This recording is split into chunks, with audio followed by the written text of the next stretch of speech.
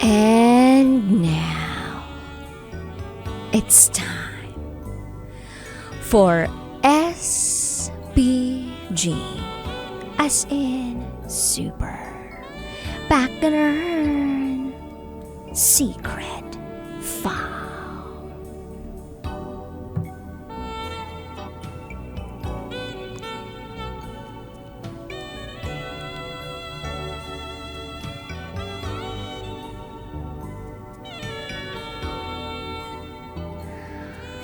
Ang alamat ng bahay na walang kusina.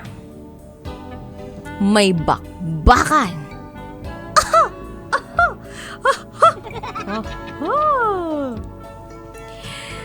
Kiss, sabay hug, at mukbang challenge. Ay!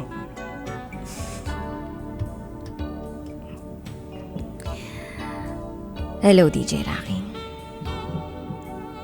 Gusto ko lang ibahagi sa ating mga kabisyo kung bakit may mga taong nagpupunta sa isang klase ng lugar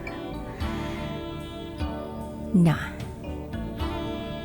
mukhang bahay pero walang kusina. Itago mo ako sa pangalang Ketchy. At ito, ang aking SPG, as in Super Backgammon Secret File.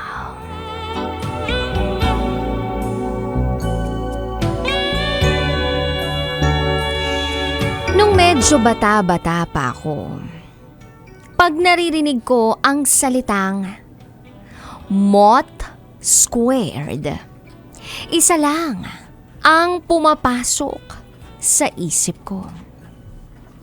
Ito ang puntahan ng mga taong nasa bawal na pag-ibig.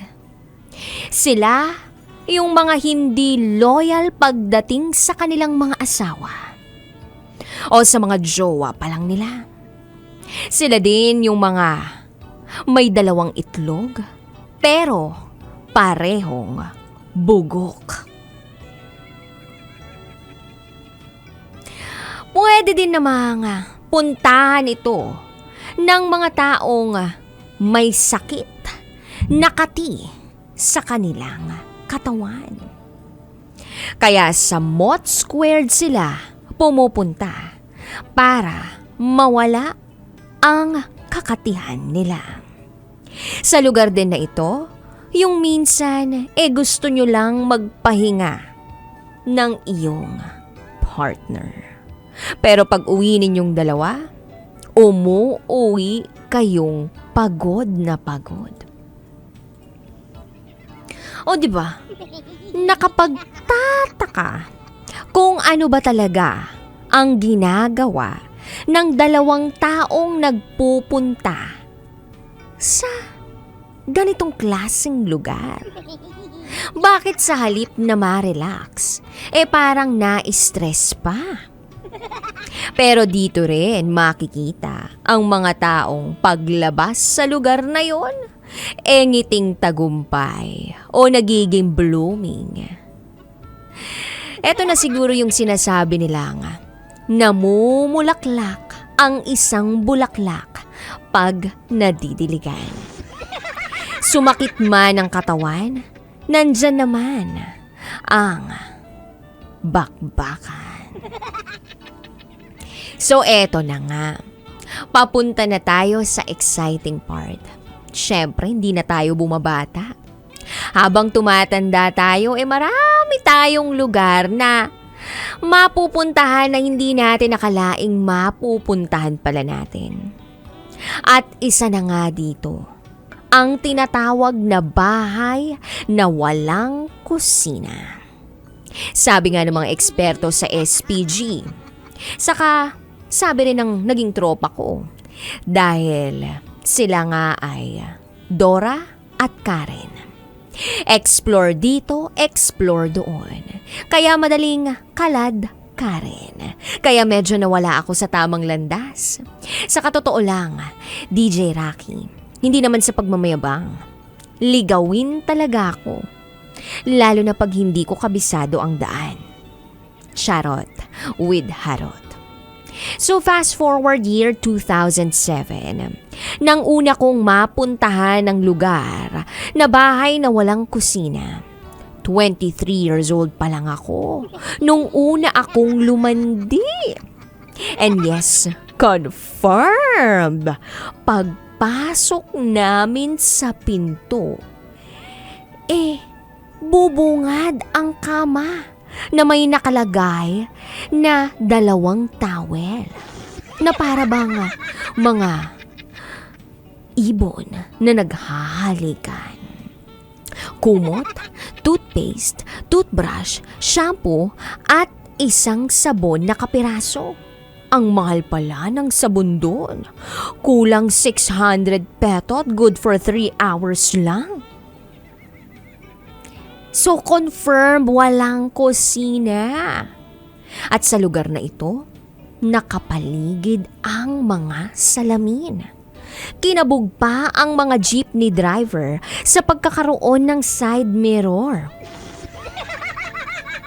Doon, pagtingala mo, may salamin din. Para bang CCTV na lahat ng anggulo kitang-kita. At syempre, hindi ko na idedetalye ang naging bakbakang naganap. Basta, ang importante, may kiss, sabay hug, at may mukbang challenge. At syempre, kumain din kami noon dahil nakakagutom kaya. Kala nyo kung ano ng kainan, no? Nasubukan din namin ang pineapple juice at yung kending tinatawag na snow bear. Hindi nga lang kami nagtagumpay. Kaya siguro mali yung ginawang proseso sa pag-inom ng pineapple juice na yan. Gayunpaman, sulit na rin ang 3 oras na binayad para sa aming bakbakan. Sa 3 oras na iyon, wala man lang round 2 na naganap. Nakukuha naman namin lagi ang sarap ng aming pagsasama. Kahit pa sa tanda kong ito, hindi ko nagagamit ang A, E, I, O, U.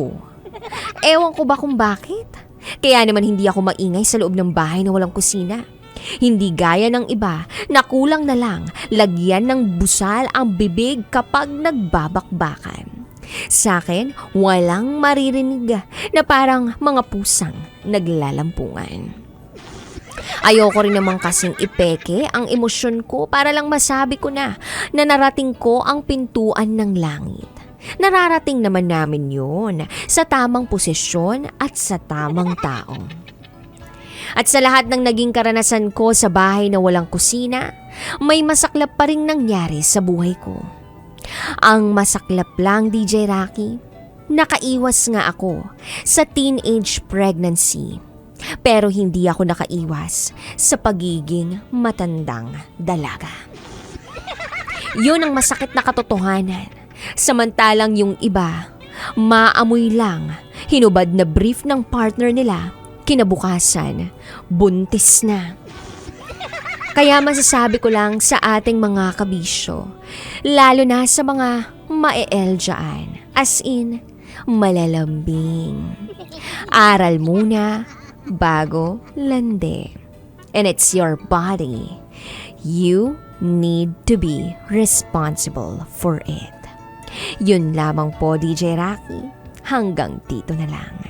Sana next time na mag-share ako, meron na akong success story na hindi lang sa bahay na walang kusina ginagawa ang bakbakan, kundi sa aming tahanan na.